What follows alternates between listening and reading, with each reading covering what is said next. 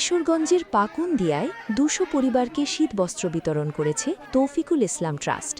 শনিবার সকালে তারাকান্দি ভূঁইয়া বাড়িতে এ শীতবস্ত্র বিতরণ করা হয়।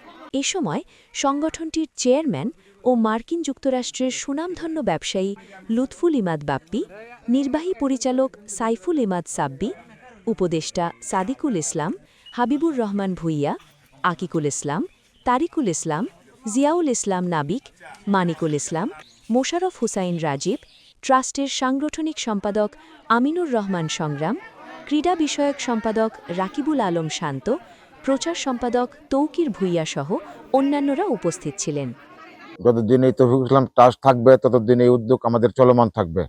আমরা তৌফিকুল ইসলাম ট্রাস্টের মঙ্গল কামনা করি, আল্লাহ তাকে দীর্ঘজীবী করুক, যাতে সে এই ভালো ভালো উদ্যোগগুলা আমাদের যে মসজিদ, মাদ্রাসা, রাস্তাঘাট, আমাদের এই তারাকান্দি গ্রাম, জাঙ্গালিয়া ইউনিয়ন, পাকুন্দিয়া থানা, বৃহত্তর পাকুন্দিয়া থানার ভিতরে যারা অসহায় চিকিৎসার জন্য আসে, এই শীতবস্ত্রের জন্য আসে, ত্রাণ সামগ্রীর জন্য আসে, মসজিদ, মাদ্রাসা, রাস্তা, কালভার্ট এগুলোর জন্য আসে, সবাইকে আমরা যথাসাধ্য চেষ্টা করি তাদের সমস্যার সমাধান করার জন্য।